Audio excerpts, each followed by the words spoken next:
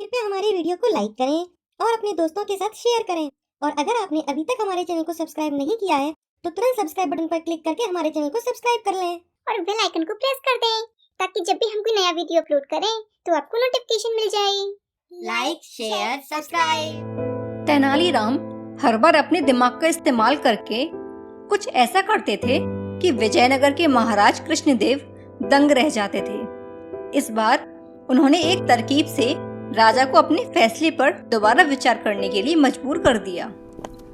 हुआ यूं कि एक बार राजा कृष्णदेव किसी काम के चलते कश्मीर चले गए।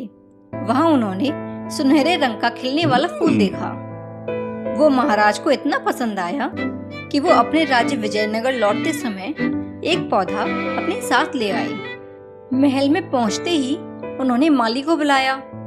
माली के आते ही महाराज ने उससे कहा, देखो, इस पौधे को हमारे बगीचे में ऐसी जगह लगाना कि मैं इसे अपने कमरे से रोज देख सकूं। इसमें सुनहरे रंग के फूल खिलेंगे जो मुझे काफी पसंद है। इस पौधे का काफी ख्याल रखना। अगर इससे कुछ भी हुआ तो तुम्हें प्राण दंड भी मिल सकता है। माली ने सिर हिलाते हुए राजा से पौधा ले लिया और उनके कमरे से दिखने वाली जगह में उसे लगा दिया। दिन रात माली उस फूल का ख्याल रखने लगता है। दिन जैसे ही बीतते गए उसमें से सुनहरे रंग के फूल खिलने लगे। रोज राजा उठते ही सबसे पहले उसे देखते और दरबार में आ जाते। अगर किसी दिन राजा को महल से बाहर जाना पड़ता था तो उस फूल को न देख पाने के कारण उनका मन बहुत दुखी हो जाता था। एक दिन जब राजा सुबह उस फूल को देखने के लिए अपनी खिड़की पर आए तो उन्हें वो फूल दिखाई नहीं।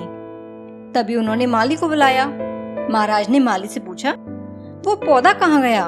मुझे उसके फूल क्यों नहीं दिखाई दे रहे हैं? जवाब में माली ने कहा, साहब, उसे कल शाम को मेरी बकरी खा गई।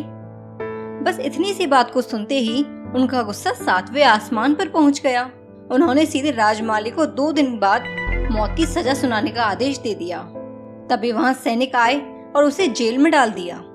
माली की पत्नी को जैसे ही इस बारे में पता चला वो दरबार में राजा से फरियाद करने पहुंची।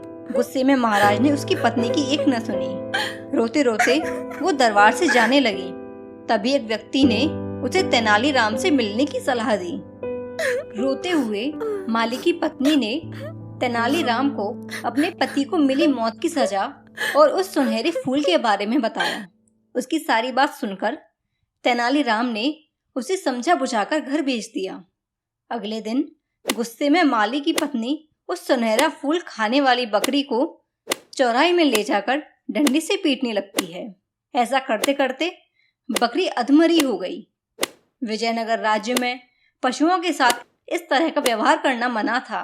इसे क्रूरता माना जाता था। इसीलिए कुछ लोगों ने माली की पत्नी की इस हरकत की शिकायत नगर कोतवाल को कर दी। सारा मामला जानने के बाद नगर कोतवाल के सिपाहियों को पता चला कि यह सब माली को मिले दंड की वजह से वो गुस्से में कर रही है। यह जानते ही सिपाही इस मामले को दरबार में लेकर गए। महाराज कृष्णराज ने पूछा कि तुम एक जानवर के साथ इतना बुरा व्यवहार कैसे कर सकती हो? ऐसी बकरी जिसके कारण मेरा पूरा घर उजड़ने वाला है, मैं विधवा होने वाली हूँ और मेरे बच्चे अनाथ होने वाले हैं, उस बकरी के साथ कैसे व्यवहार करूं महाराज? माली की पत्नी ने जवाब दिया। राजा कृष्णराज ने कहा, तुम्हारी बात का मतलब मैं समझ नहीं पाया। ये बेजुबान जानवर तुम्हारा घर कैसे उजाड़ सकता है? उसने बताया, साहब, ये वही बकरी है जिसने आपके सुनहरे पौधे को खा लिया था। इसकी वजह से आपने मेरे पति को मौत की सजा सुना दी है। गलती तो इस बकरी की थी, लेकिन सजा मेरे पति को मिल रही है। सजा असल में इस बकरी को मिलनी चाहिए, इसीलिए मैं इसे डंडे से पीट रही थी। अब महाराज को यह बात समझ में आई कि गलती माली की नहीं बल्कि बकरी की थी। यह समझते ही उसने माली की पत्नी से पूछा कि तुम्हारे पास इतनी बुद्धि कैसे आई कि इस तरह से मेरी गलती के बारे में समझा सको? उसने कहा कि महाराज, मुझे रोने के अलावा कुछ भी नहीं सूझ रहा था। यह सब मुझे पंडित तेनालीराम जी ने समझाया है। एक बार फिर राजा कृष्ण राय को तेनालीराम पर गर्व महसूस हुआ और उन्होंने कहा कि तेनालीराम, तुमने मुझे एक बार फिर बड़ी गलती करने से रोक दिया। यह कहते ही महाराज ने माली का मृत्यु दंड का फैसला वापस लेते हुए उसे जेल से रिहा करने का आदेश दिया। साथ ही तेनालीराम को उसकी बुद्धि के लिए 50,000 स्वर्ण मुद्राएं उपहार के रूप में दी। इस कहानी से हमें यह शिक्षा मिलती है कि समय से पहले कभी भी हार नहीं माननी चाहिए। कोशिश करने से बड़ी मुसीबत से निपटा जा सकता है।